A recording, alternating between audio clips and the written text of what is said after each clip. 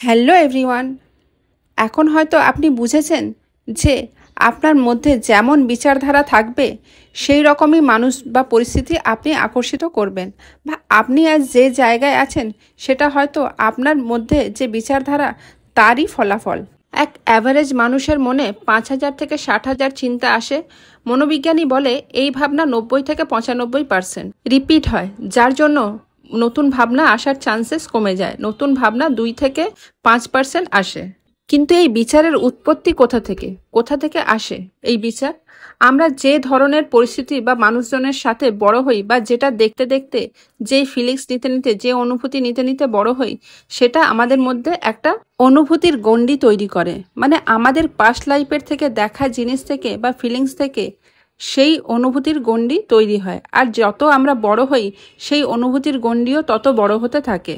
যেমন আজ আপনার হাতে যে ফোন আছে, সেই ফোনের সম্বন্ধে কারোর মাথায় আইডিয়া এসেছিল, তবেই সেই আইডিয়াতে অ্যাকশন নেওয়ার ফল এই ফোন।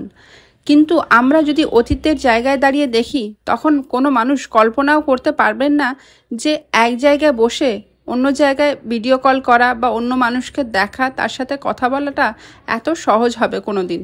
আজ যা কিছু আছে, আজ সব কিছুটাই কত সহজ মনে হয়। যেমন স্পেসশিপ, চন্দ্রযান, বিভিন্ন স্যাটেলাইটের মাধ্যমে আমরা অন্য গ্রহের কথা জানতে পারছি। সেটাও কারোর মাথায় বিচারে এসেছিল, আর সেই বিচারে অ্যাকশন নেওয়ারই ফল। নিকোলা টেসলা বলতেন ওনার কাছে ইউনিভার্সের এক অদৃশ্য শক্তি থেকে ওনার কাছে প্রেরণা আছে, যা ওনাকে নতুন নতুন বিচার দেয়। আজ যারাই বড় বড় বিজ্ঞানী বলুন, বড় বড় বিজনেসম্যান বলুন, তাদের মাথাতেও বিচার এসেছিল। সেই বিচারে অ্যাকশন নেওয়ার ফলেই তারা আজ এই জায়গায় গেছেন। মানুষের মধ্যে সবসময় বিচার চলতে থাকে। মানুষ কখনোই বিচার শূন্য হয় না। মানুষ প্রথমে ভাবে, সেই ভাবনা থেকেই ছোট বিচারের উৎপত্তি।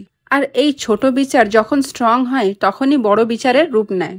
ঋষি কণাদ, যিনি কণ নামক অণুর কথা বলেছিলেন, আর পুরো ব্রহ্মাণ্ড এক এক কণা থেকে তৈরি। মানুষের মধ্যে সবসময় এই বিচার চলতে থাকে। মানুষের মধ্যে ছোট একটা বিচাররূপী বীজ রোপণ হয়, আর তাতে যদি ইমোশন বা ফিলিংস অ্যাড করা হয়, তাহলে সেটা একটা বৃক্ষের আকার ধারণ করে, আর সেটা ম্যানিফেস্ট হয়ে যায়।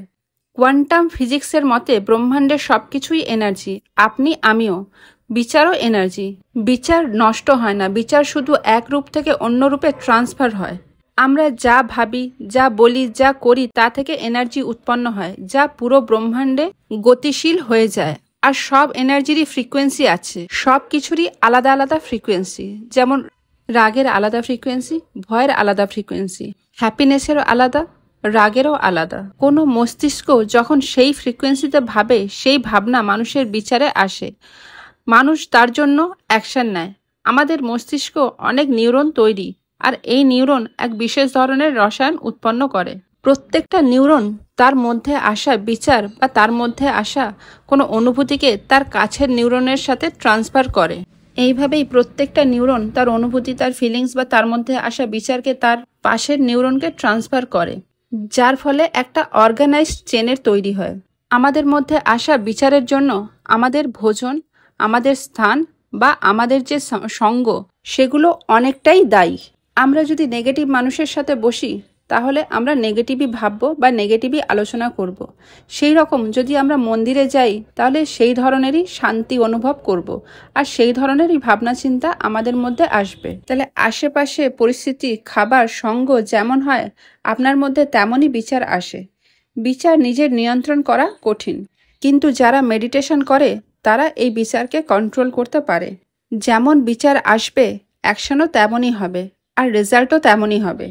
আমরা যা ফিজিক্যাল জিনিস দেখি তা বিচারের মধ্য থেকেই প্রকট। যেমন বিচার করি ফিজিক্যাল আমরা তেমনই দেখি। তাহলে বুঝতে পেরেছেন আমাদের বিচার কতটা শক্তিশালী। তাহলে নিজের বিচারকে পরিবর্তন করুন নিজের ভবিষ্যৎকে উন্নত করার জন্য। আজকের ভিডিও এটুকুই। এতদূর আমার ভিডিও দেখার জন্য আপনাকে অনেক অনেক ধন্যবাদ।